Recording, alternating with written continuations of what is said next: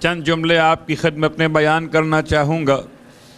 یقیناً کوئی عبادت ایسی نہیں ہے، کوئی مقام ایسا نہیں ہے اس عبادت یا مقام کے بارے میں امام جعفر صادق علیہ السلام کی رہنمائی موجود نہ ہو۔ یعنی وضو کے مسائل ہوں، تیمم کی باتیں ہوں، کہ اذان و اقامت کے مناقب بیان کیے جا رہے ہوں، کہ مسجد میں نماز پڑھنے کا ثواب رقم کیا جا رہا ہو، یا مصلی پر بیٹھ کر نماز کے بعد تسبیح سیدہ کی بات سمجھائی جا رہی ہو، کوئی ایسا مقام مجھے بتا دیجئے کہ جہاں ذکر شریعت ہو، سنت اور واجب کا حوالہ ہو اور امام جعفر صادق علیہ السلام کا نام موجود نہ ہو۔ حتیٰ کہ ماتم کے فرش سے لے کر، فرش عبادت سے لے کر، قبر کی باتوں سے لے کر، روز قیامت کے مسائل سے لے کر، خدا کی بارگاہ میں حاضری کے عنوان تک کون سا ایسا عنوان ہے جس کو میں یہ کہہ کر آغاز کروں کہ اس مقام کے بارے میں امام کی روایت نہیں ملتی، بلکہ الفاظ یوں کہے جائیں کہ باقی سارے ائمہ اہل بیت کی محنتیں اپنے مقام پر، ان سب پر ہماری جانیں قربان ہو جائیں، ہمارے ماں اور باپ قربان ہو جائیں، انہی کے فرزند ہیں، انہی کے پیرو ہیں امام علیہ السلام، کہ ہر ایک مقام پر امام کی اتنی احادیث بیان کی گئی ہیں کہ گویا ایسا لگتا ہے کہ اب مذہب آل محمد، مذہب اثنا عشر کے بجائے مذہب امام جعفر صادق دکھائی دیتا ہے۔ یعنی اس حوزہ علمیہ کی بنیاد سے لے کر مسائل تفقہ تک، علم کلام کی باتوں سے لے کر عبادت کے طریقوں تک، تلاوت قرآن کے عنوان سے لے کر شب قدر کی تفسیروں تک، امام نے کوئی مقام ایسا رکھا ہی نہیں کہ جہاں رہنمائی نہ فرمائی ہو۔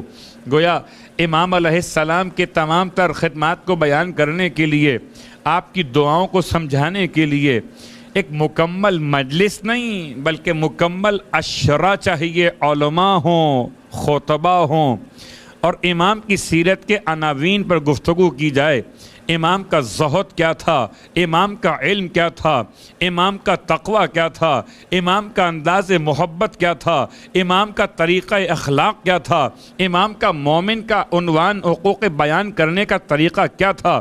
امام علیہ السلام کی بارگاہ سے اور روایت بیان کرتے ہوئے بات کو آگے بڑھائیں کہ امام جعفر صادق علیہ السلام ارشاد فرماتے ہیں،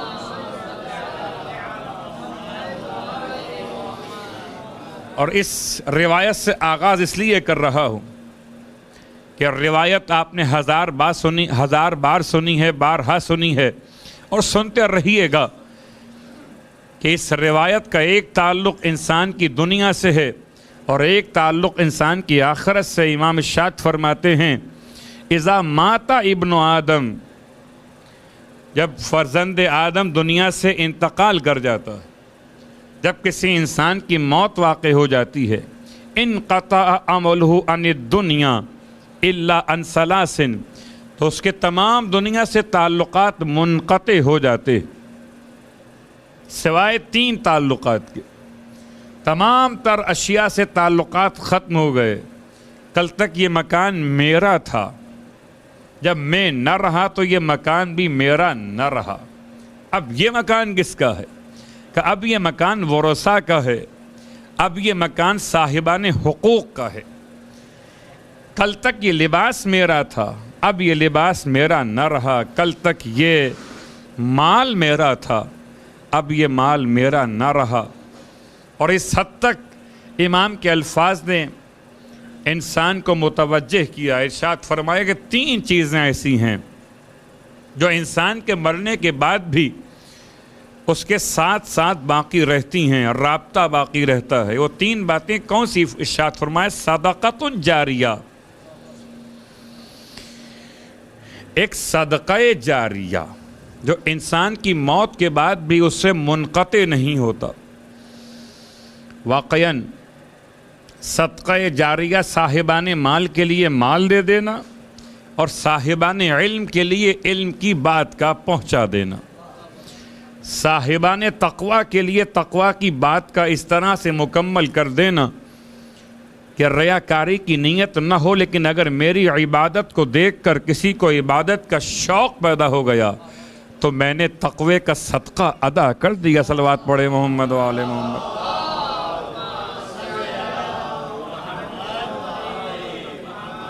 ایسا ہوتا ہے، ایسا ہوتا ہے، یہ اس میں کوئی شک نہیں ہے۔ یہ اپنے مقام پر ہے کہ انسان کہے کہ اول کون ہے، سابق کون ہے، جس نے تشویق دلائی وہ کون ہے۔ ایک چھوٹی سی روایت، اللہ کے رسول کی بارگاہ میں ایک شخص سائل نے سوال کیا ہے کہ مجھے امداد چاہیے، ہے کوئی میری امداد کرنے والا؟ اللہ کے رسول کی بارگاہ میں تمام لوگ بیٹھے ہوئے۔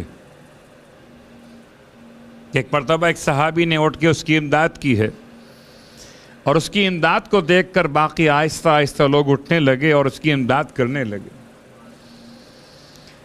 ہوتا ہے ہمارے یہاں، اس کو کہتے ہیں کہ جیسے لوگوں کا رویہ ہو ویسے باقی لوگ بھی اسے اختیار کر لیتے ہیں، یا مثال میں بڑی آسان دوں، وہ بہت غلط مثال تھی، میں نے روک لی۔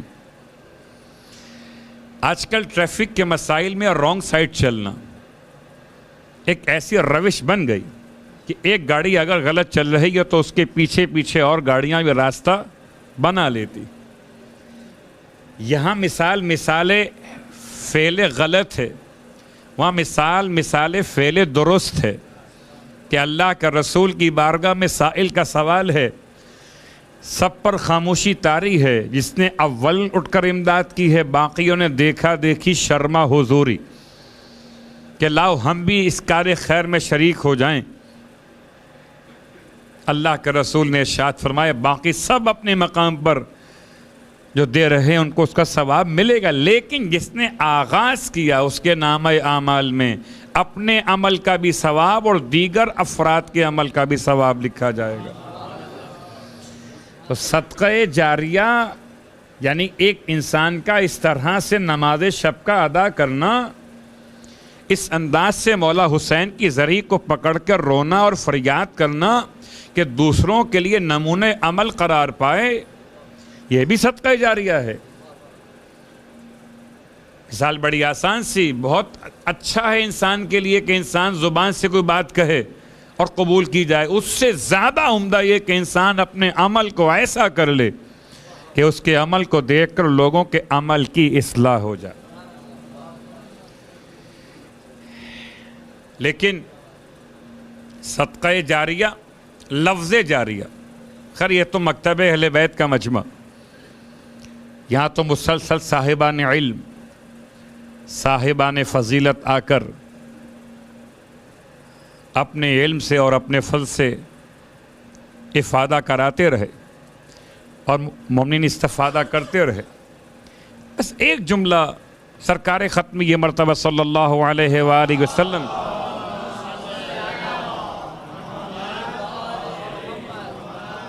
صدقہ جاریہ مرنے کے بعد بھی دیا جاتا ہے اور مرنے سے پہلے بھی دیا جاتا ہے۔ اب ایک سوال، شاید وہ سوال بھی ذرا مشکل سوال ہے اور ماہ رمضان سے متعلق ہے، اور ماہ رمضان سے متعلق سوال کی یہاں کیا ضرورت پیش آ گئی؟ اس لیے پیش آئی ضرورت کہ میں سوچتا ہوں کہ معصوم نے ایسا کیوں نہ کیا کہ منصور دوانقی کے دربار میں بیٹھے رہتے کم از کم شیعت کی نمائندگی تو ہوتی۔ بہت غور کیجئے گا، میرا جملہ بہت سخت، صلوات پڑھے محمد و آل محمد۔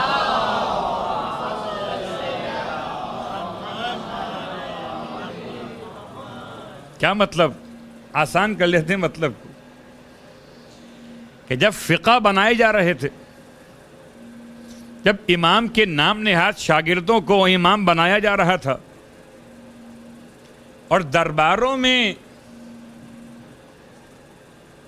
ان فقہ کے ائمہ کی نمائندگی خود ان کے اپنے وجود سے یا ان کے مبلغین سے ہو رہی تھی، تو تلاش کیجئے کہ کیا ائمہ اہل بیت نے ان دربار ہائے شر اور فتنہ و فساد میں کسی اپنے نمائندے کو معین کیا تھا کہ جی مکتب اہل بیت کا کوئی نمائندہ بیٹھا ہوا تو ہو؟ اگر ائمہ اہل بیت نے دربار باطل اور فتنہ و فساد میں اپنے کسی نمائندے کو معین نہیں کیا تو آج کا کوئی بھی شخص یہ کہہ کر کسی فتنہ و فساد کی محفل میں جا کر بیٹھنے کے جواز کو تلاش نہ کرے کہ ہم تو شیعت کی نمائندگی کر رہے ہیں۔ صلوات پڑھیں محمد و آل محمد۔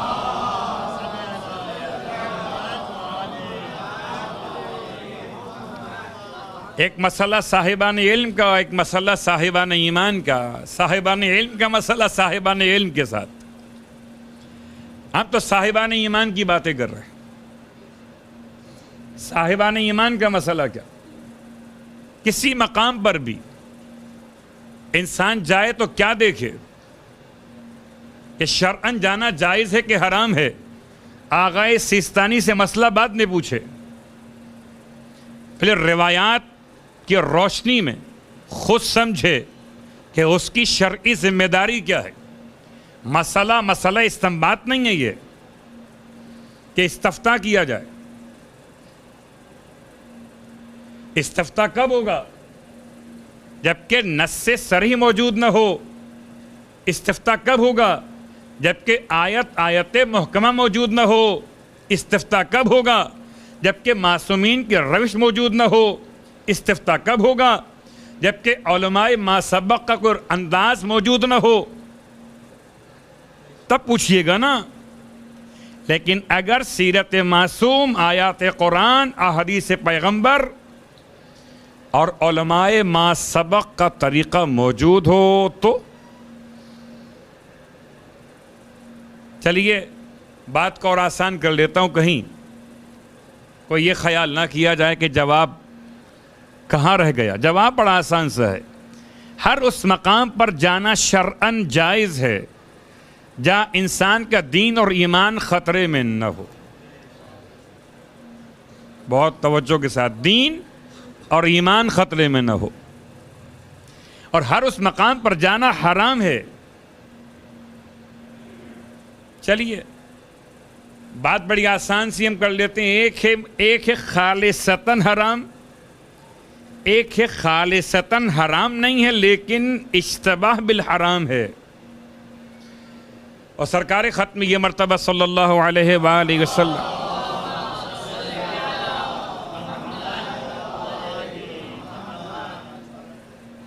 اللہ کے رسول ان دونوں مقامات سے بالکل الگ ہیں۔ یہودیوں نے پیغمبر کا امتحان لیا تھا کہ ہم نے سنا کہ پیغمبر کی پہچان یہ کہ وہ حرام نہیں کھا سکتے۔ پہچان کیسے ہو؟ اختبار کیسے کیا جائے؟ کہ جملہ ہے واقعے کا، تاریخ کا، کہ ایک ایسا گوشت کہ جو حیوان چوری کیا گیا تھا، اس کے گوشت کو تیار کر کے پیغمبر کی بارگاہ میں بھجوایا گیا۔ جن کا مسئلہ شرعی مختلف تھا ان کے لیے اور بات تھی، پیغمبر نے ہاتھ بڑھایا ہی نہیں۔ پوچھا گیا آپ کیوں نہیں کھاتے؟ یہ تو حلال ہے۔ ارشاد فرمائے میرے پروردگار نے مجھ پر مال حرام سے اجتناب لازم قرار دیا، اور میرا پروردگار حرام سے میری حفاظت فرماتا ہے۔ پھر آزمایا گیا، اچھا یہ مال حرام تھا، خالصتاً چوری کا مال تھا، اب مال حرام اشتباہ کیا جائے جو حرام سے مشتبہ ہو، اس سے اختبار کیا جائے۔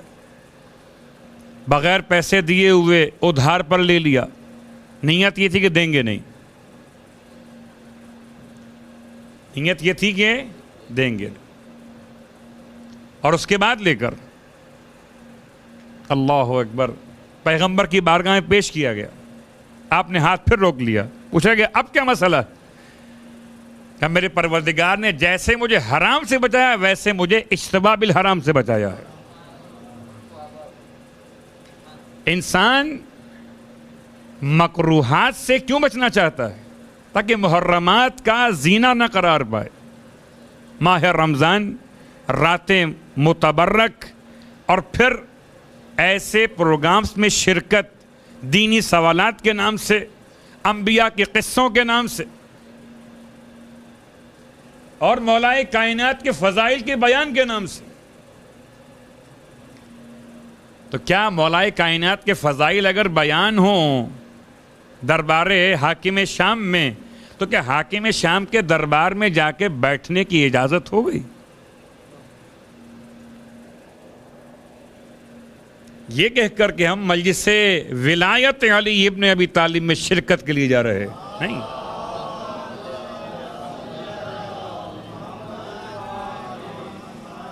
تو جواب بڑا آسان سا، جہاں پر دین اور ایمان خطرے میں ہو، دین اور ایمان دونوں، عقیدہ اور عمل دونوں، عقیدہ اور عمل دونوں، ہو سکتا ہے کہ آنکھیں محفوظ ہو جائیں، اب بڑے متقی ہوں، لیکن وہاں بیٹھے ہوئے افراد جو سوالوں کے جوابات دیتے ہیں، ان کے کسی ایک جواب کو سن کر اگر آپ کا عقیدہ متاثر ہو گیا، اس کا علاج کیا کیجیے گا؟ خیر، بہت ساری باتیں، میں کون سی مثالیں بیان کروں. کبھی سوچئے گا کہ نائی کی دکان پر جاتے ہوئے کبھی تصور کیا ہے کہ نائی سے رقم واپس لینا کھلے کراتے ہوئے اشتباہ رکھتا ہے؟ کیا مطلب ہے؟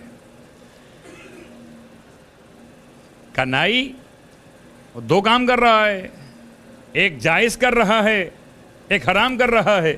اس کا مال حلال مخلوط بحرام ہے. جی میڈیا پر تو نعتیں بھی آتی ہیں. مجھے بڑا خیر افسوس ہوا تمام مسائل کو معلوم کرتے ہوئے. صدقہ جاریہ، بہت ڈر لگتا ہے کہ اگر کوئی صاحب علم اپنے مخصوص لباس کے ساتھ کسی ایسے مقام پر تشریف فرما ہو کہ اس کے بیٹھنے سے لوگوں کو تشویق پیدا ہو، تو یہ صدقہ جاریہ عذاب جاریہ ہے. تشویق پیدا ہو کہ میں نہیں جاتا تھا، میں اس لیے جاتا ہوں کہ آپ بھی جاتے ہیں. امام فرماتے ہیں کہ انسان جیسے ہی مرے گا اس کے سارے رشتے ختم ہو جائیں گے. اللہ اکبر. انقطع عملہ عن الدنیا، صرف 3 رہ جائیں گے. ایک صدقہ جاریہ، جاریہ مطلب جو مسلسل ہو، جو کبھی ختم نہ ہو، جو بڑھتا رہے. ایک دے کر گئے تھے، 1 سے 10 بنے، 10 سے 70 بنے، 70 سے 700 بنے، 700 سے ہزاروں اور لاکھوں میں تقسیم ہو جائے. صدقہ جاریہ جو کبھی کم نہ ہو. پھر امام فرماتے ہیں دوسرا سنت حسنہ، یعنی انسان دنیا سے چلا گیا اگر کوئی ایسی روش قائم کر کے گیا جس پر لوگ عمل کر رہے ہو. اب یہ خاندانوں کی مثالیں ہیں، میں کیا کسی کا نام لوں؟ ہمارے یہاں تو بڑے مسائل ہیں. لوگ عقیدت کی عجیب عجیب باتیں کرتے ہیں اور عقیدت کی باتوں کو عقیدہ کہتے ہیں. اب بات کی جائے قوال کے اعتبار سے تو صابری کی بات تو کر رہے تھے، یا بات کر رہے تھے وہ عبدالستاریدی کی. حیرت ہے کہ ہمارے یہاں کیا کریکٹر موجود نہیں ہیں، کہ ہمارے یہاں آئیڈیل موجود نہیں ہیں. کیا شیخ مفید سید مرتضی علم الہدیٰ، کیا آغائے بہجت، آغائے وحید خراسانی اور سید حسن نصر اللہ، یا اور بہت سارے ایسے کہ جن کے نام بہت کم مشہور ہیں، بہت لوگ موجود ہیں. اگر روش قائم کرنا چاہتے ہیں تو ان کی روش قائم کیجیے. کوئی ایسا نظام بنا کے جائیے خاندانوں میں. مشترکہ مجلس ایصال ثواب روش ہے، مشترکہ شادیاں روش ہے، شادیوں میں کھانے کی کمی روش ہے، جہیز کو مناسب انداز میں لے کر آنا روش ہے، اسلامی شادی کا انداز اختیار کرنا روش ہے، نکاحوں کا امام بارگاہ میں انعقاد روش ہے، قائم کیجئے۔ اپنے علاقے میں دعائیں توسل و دعائیں ندبہ کا عنوان قائم کیجئے، روش ہے۔ اور جو اچھی روش قائم کرے گا، امام جعفر صادق علیہ السلام ارشاد فرماتے ہیں،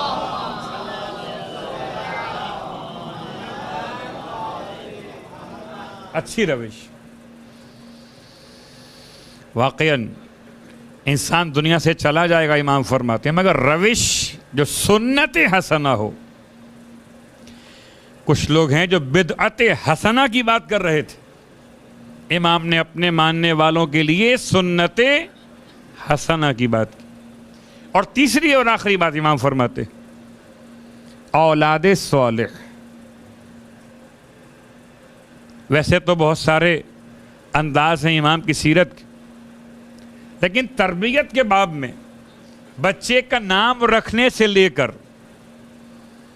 بچے کے اول روز کے تمام مستحبات سے لے کر اور آخر تک ہر ایک پہلو کو امام نے مکمل بیان کیا ہے۔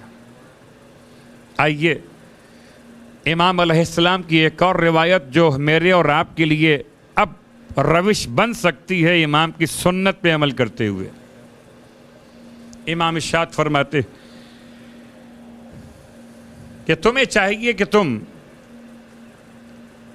اپنے سے بڑے افراد کا بھی احترام کرو، اور تمہیں چاہیے کہ تم اپنے جو تمہارے ہم سن افراد ہیں، ہم عصر ہیں، ان کا بھی احترام کرو، اور جو تم سے کم سن ہیں ان کا بھی احترام کرو۔ راوی کو ہضم نہیں ہوا، راوی نے سوال کر لیا، ہم تو سمجھتے ہیں مولا کہ کبھی ہمارا بھی احترام کیا جائے، چھوٹے ہمارا احترام کریں، کہ ہمارے دوستوں میں سے کیا ان سے احترام کیا جائے۔ امام سے سوال کیا کہ مولا ان تمام کا سبب کیا ہے؟ حکمت کے بغیر تو امام کوئی بات بیان فرماتے ہی نہ تھے۔ ارشاد فرمایا، اس نے جو فرزند رسول ہے کہ دیکھو جو تم سے بزرگ ہے اس کا اس لیے احترام کرو کہ اس کا زمانہ تکلیف تمہارے زمانہ تکلیف سے زیادہ ہے۔ کیا مطلب؟ اس جملے کو آسان کرتے، زمانہ تکلیف یعنی میں جب بچپنے میں کوئی نامہ اعمال بند ہونے کی بنیاد پر جو اعمال انجام دیا کرتا تھا، وہ اعمال میرے والدین کے نامہ اعمال میں لکھے جاتے تھے۔ بچے کا مجلس میں آنا، بچے کے نامہ اعمال تو بند ہیں ابھی، کہ رفع القلم عن الصبی والنائم والمجنون، قلم اٹھا دیا گیا 3 پر سے، بچے پر سے، سونے والے پر سے اور مجنون پر سے۔ تو بچے پر کوئی تکلیف وارد نہیں ہے جب تک کہ عاقل و بالغ نہ ہو جائے۔ اب جو یہ اعمال کرے گا، مجلس میں آ کے بیٹھے گا، ثواب کسے ملے گا؟ والدین۔ یہ شرارت کرے گا اور اس کی اصلاح کریں والدین، ثواب کسے ملے گا؟ والدین۔ یہ سجدگاہ اور تسبیح کے پاس آ کر بیٹھے، یہ نماز کی شکل اختیار کرے، ثواب کس سے ملے گا؟ تو میرا نامہ اعمال کھلا کب سے؟ جب سے میں عاقل و بالغ ہوا۔ اور امام فرماتے ہیں کہ تم اپنے سے بڑے کا احترام اس لیے کرو کہ اس پر نماز واجب ہوئی تھی، اس پر روزہ واجب ہوا تھا، اس پر خدا کے سجدے واجب ہوئے تھے تم سے پہلے، اور تم پر خدا کے سجدے واجب ہوئے اس کے بعد، تم پر نمازیں واجب ہوئیں اس کے بعد۔ آسان کر لیتے۔ اس سال ماہ رمضان کے روزے جو عاقل و بالغ ہو گیا قمری اعتبار سے، اس نے واجب کی نیت سے رکھے۔ جو پچھلے سال عاقل و بالغ ہوا تھا وہ 1 سال مقدم۔ صلوات پڑھے محمد۔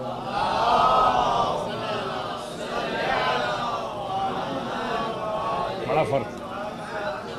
اپنے سے بزرگ، ہمارے یہاں لوگ کوتاہیوں سے احترام کا معیار بناتے ہیں. یہ گناہ گار ہے، یہ خطا کار ہے، یہ معصیت کار ہے، اس سے کیا ملنا، ارے یہ تو مومن نہیں ہے، اس کا احترام کیا کرنا. امام نے معیار کو تبدیل کیا. پھر ارشاد فرمایا، مولا نے سوال کے جواب میں جب وہ کہتا ہے مولا اپنے کے جو ہم برابر ہیں ہم سے، ان کا احترام کس بنیاد پہ کیا جائے؟ امام فرماتے ہیں ان کا احترام اس لیے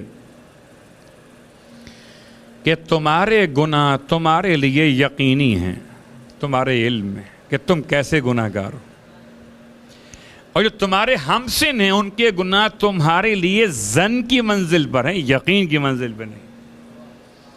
اور اگر گناہ یقین کی منزل پر بھی ہوں تو تب بھی توبہ کا ظن تو رہے گا. تو جو تمہارے برابر کے ان کا بھی احترام کرو کہ تم کیا ہو یہ خدا جانتا ہے، ہو سکتا ہے وہ تم سے بہتر ہو. تیسری اور آخری بات امام فرماتے ہیں جو تم سے کم سن ہیں ان کا بھی احترام کرو. راوی پوچھتا ہے مولا ان کا احترام؟ فرمائے ہاں اس لیے کہ ان کا زمانہ گناہ کم ہے، تمہارا زمانہ گناہ زیادہ ہے. کیا مطلب؟ 1 سال پہلے میں بالغ ہو گیا تھا، اگر میں نے غیبت کی تو غیبت کے جرم کو سال مکمل ہو گیا، اور یہ ابھی بالغ ہوا ہے. اس کا زمانہ غیبت زمانہ گناہ مجھ سے مختصر ہے، تو مجھے چاہیے میں اس کا بھی احترام کروں. 1400 سال پہلے معصوم نے ایسا مزاج مومن کا بنا دیا. اور پھر ایک خاص جملہ امام کی روایت سے سوچ کر تو آیا تھا کہ آج صرف مومن پر مومن کی حقوق بیان کروں گا، لیکن وقت تمام ہو گیا. امام فرماتے بہترین میرا دوست صدیق وہ ہے میرے بھائیوں میں سے جو مجھے میرے عیوب ہدیہ کر دے. عجیب جملہ ہے. مجھے بہت برا لگتا ہے اگر کوئی مجھے میرے عیب ہدیہ کرتا ہے، مجھے بہت اچھا لگتا ہے اگر کوئی میری تعریف ہدیہ کرتا ہے. یہ ممبر کا مسئلہ ممبر کے ساتھ، ہر مومن کا مسئلہ اس مومن کے ساتھ. بھلا تنقید کس کو اچھی لگتی؟ صلوات پڑھے محمد والے محمد.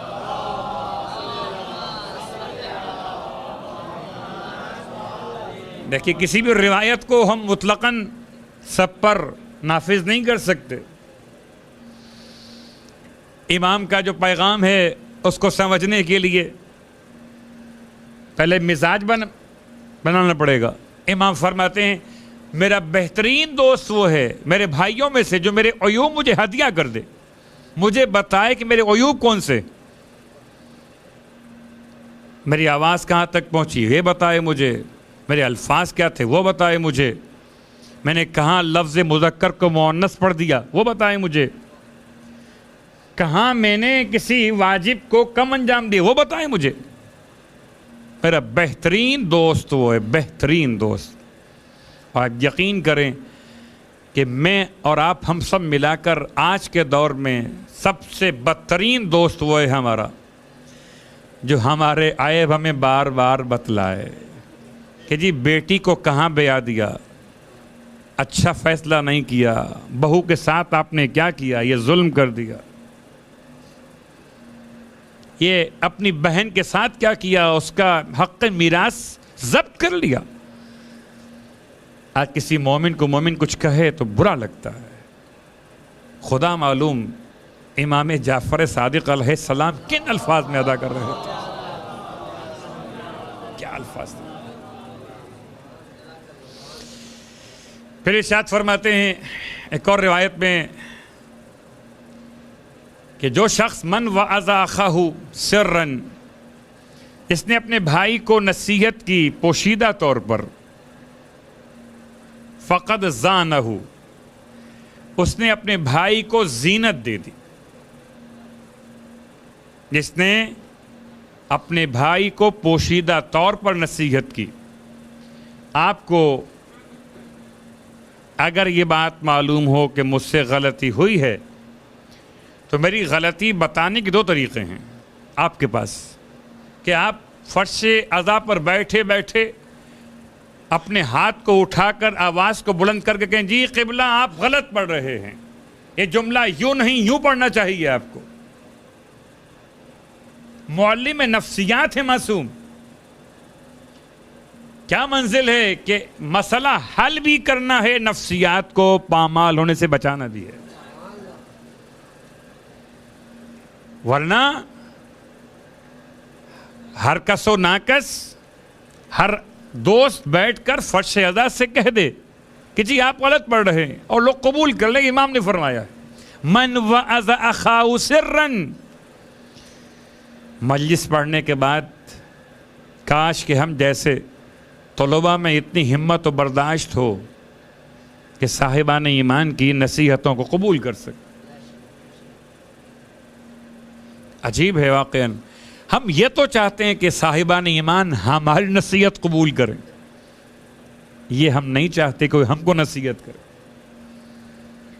حالانکہ نصیحت ہو یا کوئی اچھی بات ہو کسی مومن کی زبان پہ جاری ہو، یہ خدا بہتر جانتا ہے۔ اور خود امام جعفر صادق علیہ السلام اپنے مشورے کے بعد،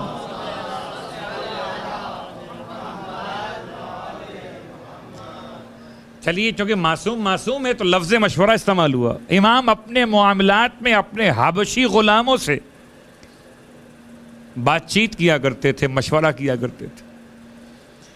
لوگوں نے پوچھا مولا یہ حبشی غلام اور یہ آپ کو کیا مشورہ دیں گے؟ ان کے نہ علم اتنا، نہ ان کی عقل اتنی، نہ ان کی سمجھ اتنی۔ امام نے کیا جملہ ارشاد فرمایا ہو سکتا ہے خدا میرے حق میں خیر کو ان کی زبان پر جاری کر دے۔ تو انسان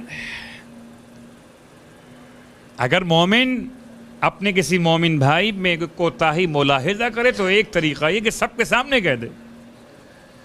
سب کے سامنے کہا تو فقط شأنہ ومن وعظ اخاہ علانیۃ فقط شأنہ، وہ لفظ امام نے استعمال کیا جو سورہ الکوثر میں خدا نے استعمال کیا، ان شأنک ھو الابتر۔ اگر کسی نے اپنے بھائی مومن کو سب کے سامنے نصیحت کی تو اس نے اس کی دشمنی اختیار کر لی، اس سے دشمنی کا اظہار کر دیا۔ اور اگر پوشیدہ طور پر نصیحت کی، تنہائی میں لے جا کر نصیحت کی، تو اس نے اپنے بھائی مومن کی زینت کا کام انجام دے دیا۔ مجھے حیرت ہے، افسوس بھی ہوتا ہے کبھی کہ اگر میرے یہاں پر کچھ لگا ہوا ہو تو کتنے ملنے والے میرے قریب آتے ہیں، کچھ کہنا چاہتے ہیں، کچھ رک جاتے ہیں۔ کبھی ایسا ہوتا ہے کہ ہم آبا الٹی پہن کر مجلس پڑھنا شروع کر دیتے ہیں۔ اب کوئی کہنا بھی چاہتا ہے کہ مولانا آبا الٹی ہے آپ کی، سیدھی کر لیجئے، یا امامہ اپنے ترچھا پہن لیے، سیدھا پہن لیجئے۔ یہ مثال میں بڑی سادہ سی دے رہا ہوں کہ وہ ممبر کا تقدس بھی رہے اور مثال بھی واضح ہو جائے۔ اور اپنی ذات کو میں پہلے پیش کر رہا ہوں، صلوات پڑھے محمد و آل محمد۔